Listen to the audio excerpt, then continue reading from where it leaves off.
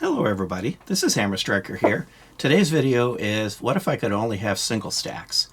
Double stacks didn't exist, or magazine bans came in so that it didn't make any sense to have a great big double stack if you can only have 10.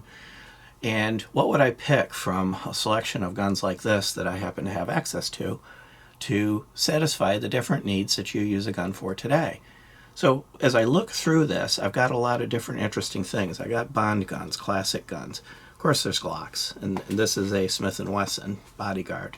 I've got 1911 style guns, full-size 1911s. I got mini 1911s. So of all these different things, what would I pick to satisfy the different needs? And with a lot of states having magazine capacity limits, this might be relevant where you are. Of course, I know California's got their rosters. Some of these may not be on it, but a lot of these probably are because they are limited capacity. In case of 1911s, they've been around forever. So, a few things that you would want to have a gun for. So let's start with just overall concealed carry. The one I picked for this is the Walther PPS. This is an M2 because this is the current generation that's available. And these are a little single stack gun. They're 2-finger grip. And these work well for both inside the waistband. You could actually put this in a pocket. It's getting a little heavy for an ankle, but you could do it. So if you were just looking to pick one for concealed carry, this one or the prior generation, if you can find one, would be a good choice. These are reliable. They shoot 9mm, which is reasonably inexpensive. They've got a decent trigger and good ergonomics. So I mentioned pocket, and if you weren't going to do just one, or if all you were going to do is pocket or ankle carry, something like this Ruger LCP2, which happens to be chambered in .380, might be a good choice, because look how light it is. I mean, just 2 fingers holding this thing up. Now, speaking of 2 fingers, you're only going to get like 1.5 fingers on the grip, but it's really small, it's really light. The LCP2s have been reliable. They've been around for a long time. They've worked any bugs out of them. They have decent triggers. It's kind of almost like a striker trigger. But they're not hair triggers, so they're good for pocket, ankle. You could use them for inside the waistband, but if you're going to move inside the waistband, there's probably a little bit better choice than something this tiny. So let's talk about inside the waistband.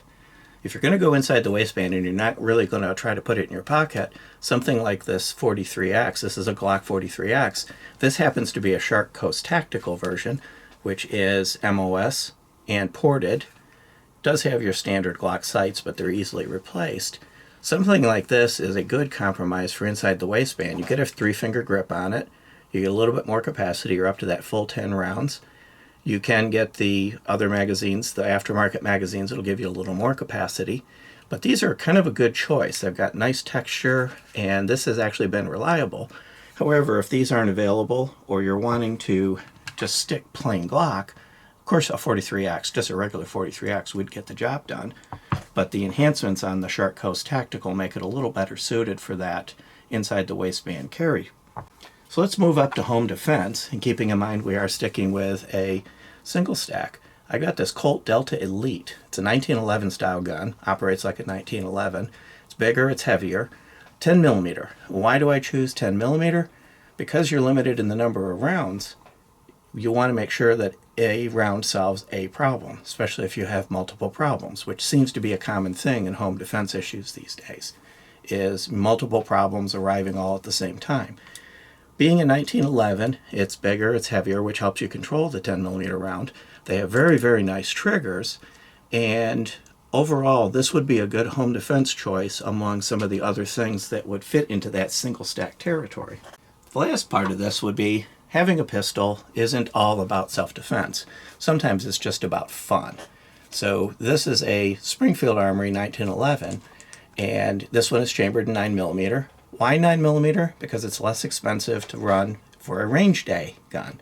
So I just want to go to the range, I want to have some fun. And I want to do it with a single stack because that's all that's available to me in this scenario.